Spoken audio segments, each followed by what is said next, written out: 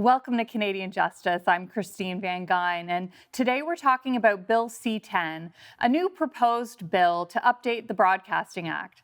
The legislation's come under fire for a number of reasons. One significant reason is that it appears as though the new law will empower the government to regulate user-generated content, like Facebook posts, TikTok videos, and Instagram content. The Federal Heritage Minister's commentary on this issue has been confusing and inconsistent, to say the least. Following a number of strange and incoherent statements by the minister, which we'll get into, the Parliamentary Heritage Committee unanimously agreed to pause the bill pending a charter review because of concerns about how the legislation might have a serious implication for freedom of expression.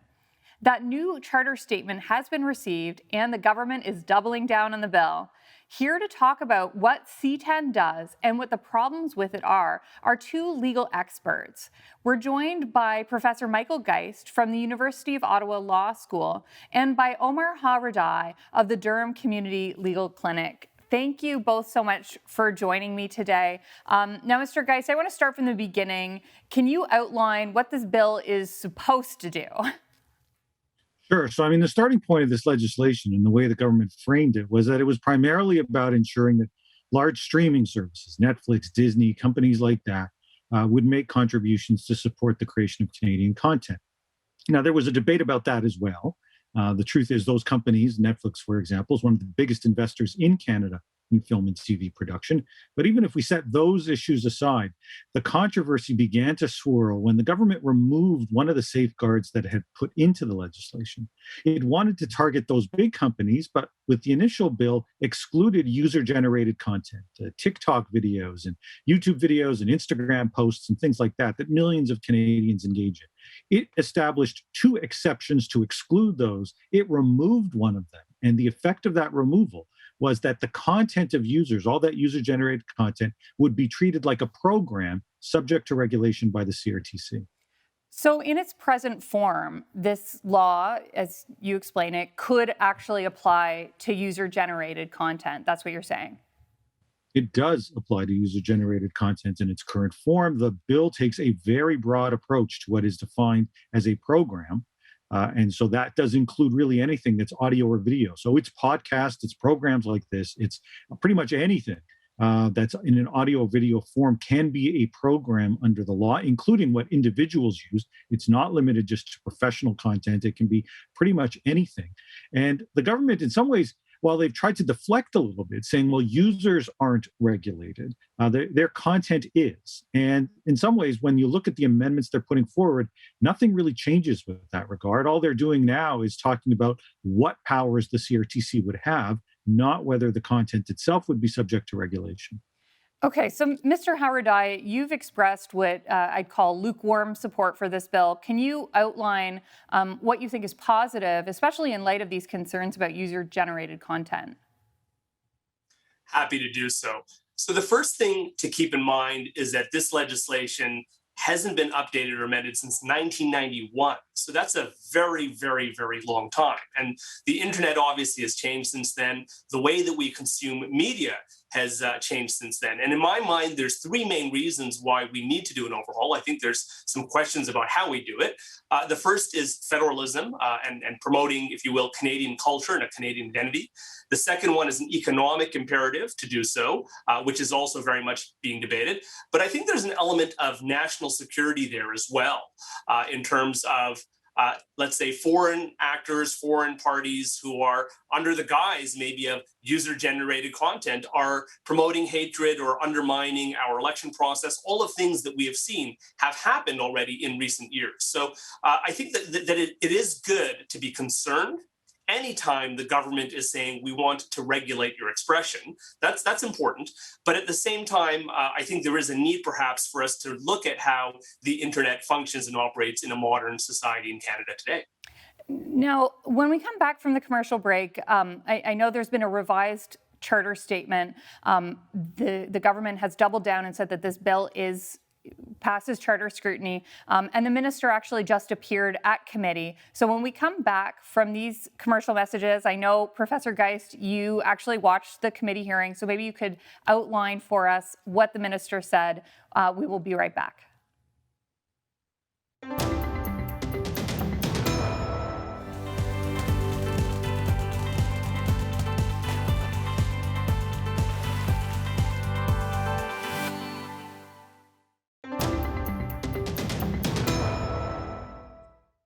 Welcome back to Canadian Justice, where we're talking about Bill C-10, federal legislation that will regulate user-generated content. Now, before the commercial break, Professor Geist, I'd asked you about the Heritage Minister's recent appearance at Heritage Committee. Can you tell me what he said at committee and how he expressed what this new charter statement means?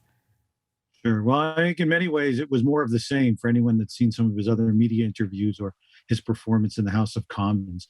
He largely sought again to justify some of the same kinds of claims that have been made in the past, that somehow it's regulating.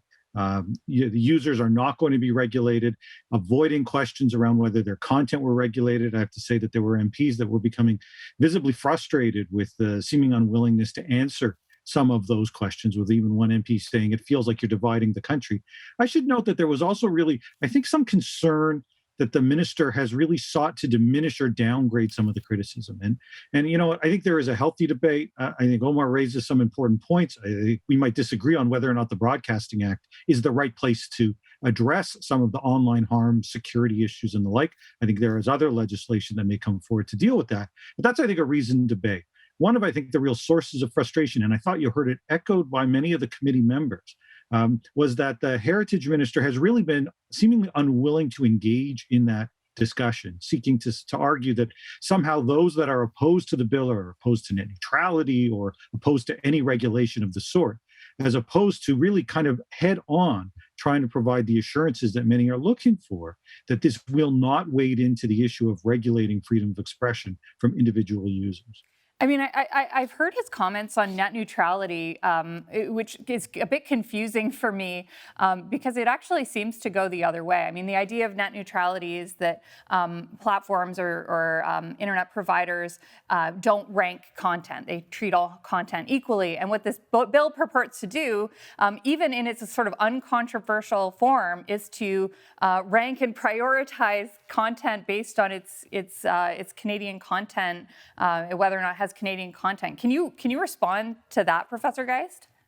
Yeah, I'd be happy to. So the minister actually was asked about his position on net neutrality, and I think he added to the confusion by saying that he supported it after previously making comments that certainly suggested that he was opposed to it, that somehow those that were critical of his bill were supportive of net neutrality.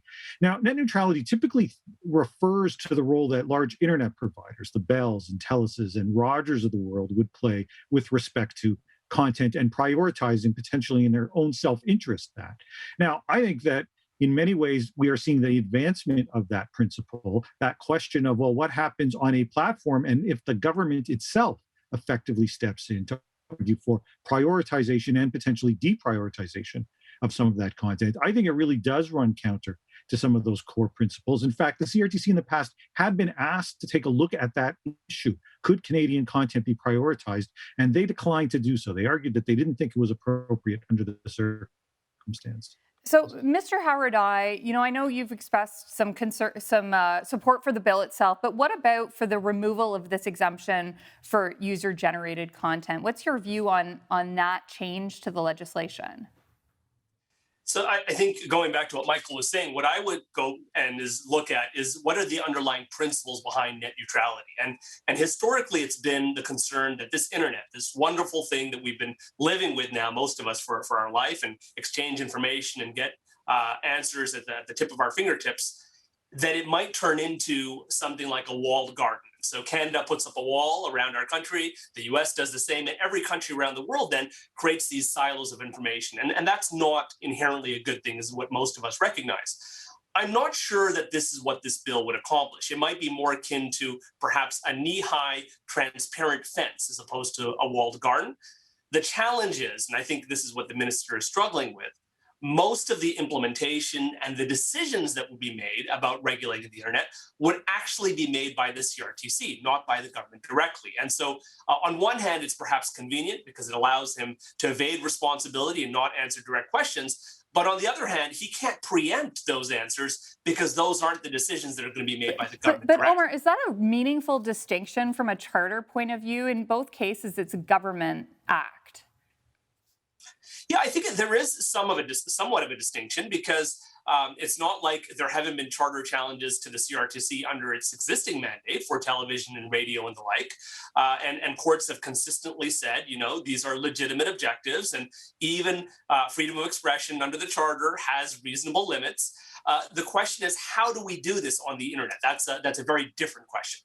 Okay, well, we're going to dig into that question and a few more after this commercial break.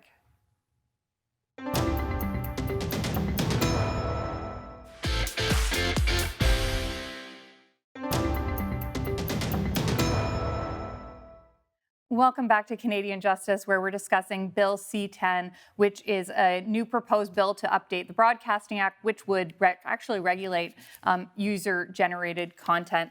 So, Mr. Geist, one of the pieces of pushback that I've read is that the government has said that the new bill won't regulate user-generated content because there's this other section of the bill that explicitly excludes individuals and says that individuals cannot be regulated by the CRTC. What's your response to that pushback?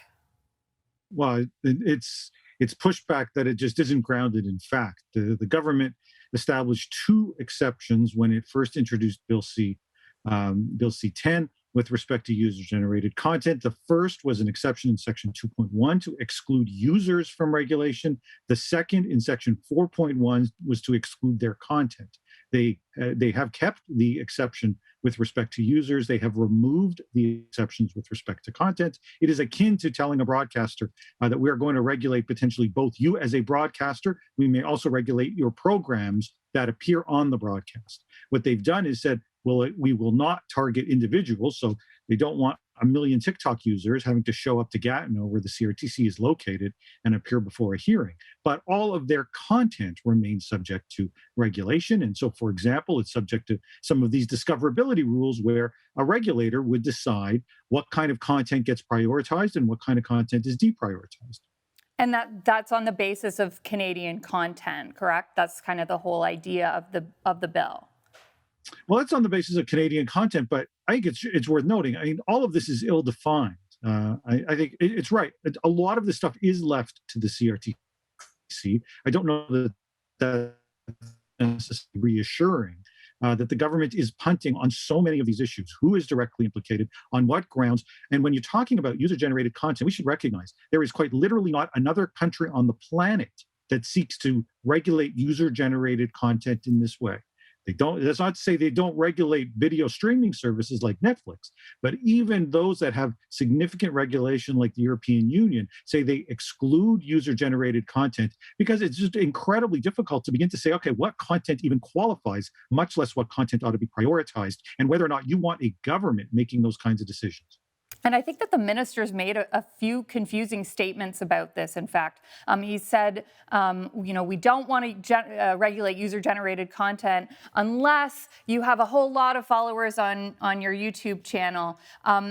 It's quite an undefined suggestion that I don't really know where it came from. Omar, do you have any concerns about that, about this lack of clarity and apparently, amending the bill live on television and then by amendment constantly, and this ad hoc changes to the legislation? Well, bills get amended, Christine. That's part of the democratic process. And in fact, that's part of the reason why they go to committee. So I think, this is democracy in action. And if I'm going to be fair, I would say that there's probably just a little bit of hyperbole from the opposition in terms of your freedom of speech is over. It's not as dire as that. Even the statute as it is constructed with the amendments would still be subject to review by the courts. And I think that's important to keep in mind. And if the CRTC takes these newfound powers and then just goes nuts with it, the courts are going to say, no, that's a little bit too much. And so, it's not necessarily a bad thing, going back to my economic point, that we invest millions of dollars, a lot of money into Canadian content. The TV and and movie production industry in Canada in 2018 was worth $4.3 billion. That was over 70,000 jobs in Canada. And so the fact that we're actually investing taxpayer money into these programs and very useful content, we probably should have Canadians share and view some of that as well. But it's going to be a balance like anything else. And what we can hope is that the appropriate balance is struck by the CRTC. I'm not overly concerned about that because the CRTC has a very long history of doing exactly this, but just in a different context. I mean, it's certainly putting a lot of faith in an unelected official who can change.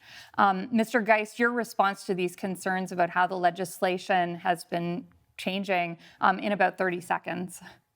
In 30 seconds, the CRTC has absolutely no experience with respect to regulating the speech of millions of Canadians in this way. It's simply not the case. They've regulated a handful or a large number of Canadian broadcasters. The idea of regulating 1 million TikTok users is something they have absolutely never done. And they've actually even acknowledged that they don't have the resources and experience to do that. And sure, we want to promote Canadian content, but we're talking now about promoting cat videos that come from Edmonton rather than ones that come from somewhere in the United States. That isn't the same as reflecting the investments that we've made in Canadian content. Welcome back to Canadian Justice, where we're talking about Bill C-10. Now, Mr. Howard-Dye, in recent years, with the rise of online streaming, the market in broadcasting, if we want to call streaming platforms broadcasters, has become increasingly fragmented and dynamic. It's gone beyond the reach of the regulator. The CRTC expects traditional broadcasters to comply with these traditional rules on Canadian content and so forth. But is the answer to impose the same strict requirements on internet companies, or is the answer to liberalize requirements on traditional broadcasters so they can better compete? Well, I think if we do that, it goes back to my federalism issue. And the reality is we're a bilingual country. If we completely abandon content, I think we're going to have a challenge in that we already struggle with the bilingual nature from coast to coast, but we're going to lose that, I think, very, very quickly over a couple decades if we abandon the interest of trying to promote Canadian culture in a specific way. So I hear Michael's point, but I'm going to go back to it. If we have a cat video coming from Canada that's singing "O Canada," and then we have a cat video from another country, it doesn't have to be the US, that has an audio overtone or overlay that's sending a hateful message, they're not just cat videos. And these aren't just speculative concerns. We're actually seeing, especially in our last federal election, quite a bit of activity from countries that want to undermine our democratic elections. And so this speaks to who we are as a democracy and our interest in maintaining our democratic elections as well by ensuring that we have Canadian content primarily before Canadian viewers. And Mr. Geist, do you have a reaction to that concern of Omar's? Yeah, I think it's a conflation of two separate issues. There's the issue of content that may raise some real harms, and I don't think there's much disputing that we need to ensure that the platforms play a more consistent and I think aggressive role in many ways in dealing with those issues. But that's not what the Broadcasting Act's about. We've got an Elections Act that deals with some of those issues. We're told that there's an online harms bill that's coming to deal with some of these other issues. And so no doubt there are harms online and we ought to deal with them. But what we are trying to do here is to, in a sense, put a square peg in a round hole by trying to say that somehow this all gets captured by broadcast and we will hand it over to the CRTC to deal with it. I think that's where it's a mistake. And I think that's why we're seeing so many people speak out, because what was conventionally a regulation that would deal with some of the larger players is now spreading, not just in a sense to the internet players, but to all internet users. And Professor Geist, I want to ask you the same question I started with on Omar. Is the path forward for broadcasting better? Is it better to liberalize the system for traditional broadcasters or to bring the online streaming services within the Canadian content regime? Or maybe there's a different option? Well, I think there's a range of policy measures that we could be looking at. I think this notion that somehow, and one of the, from my perspective, the foundational errors of this legislation is to proceed from the assumption that online undertaking streaming services are the same as radio and television, and so it should be regulated in much the same way. There are, of course, similarities in content, but there are distinct differences. And in fact, conventional broadcasters enjoy a whole host of regulatory advantages, things like simultaneous substitution that makes it profitable to license US content, or must carry rules. So if you have a cable package, you have to buy channels. Companies like Netflix don't get any of those kinds of advantages. So we should recognize that where they're regulated as a bit of a quid pro quo, where they get some advantages. The streamers don't get any of those sorts of advantages. And these claims about like for like, that we just want to treat everybody the same, fall apart pretty quickly when you actually take a look at what the regulations actually do. And there's certainly, a big industry around traditional media right now and the cultural subsidies that exist for all of that content. And I think that is a part of what is driving this bill, just my opinion. But I want to thank you both for being here today and for contributing to this important conversation. It's certainly interesting, and we'll keep our eye on this bill and where everything goes. Thank you. Thank you for having us. We've heard today about the recent proposed changes to the Canada Broadcasting Act and the federal government's sort of haphazard legislative changes happening at committee. These changes have resulted in experts sounding the alarm that this bill, in its current form, could result in user-generated content being subject to CRTC regulation. User-generated content has contributed to a burst of creativity and innovation, as well as new opportunities for Canadian content creators. The reach of Canadian content has massively expanded through internet streaming services. And kneecapping this innovation through burdensome regulation could harm the industry and could violate our charter-protected right to freedom of expression.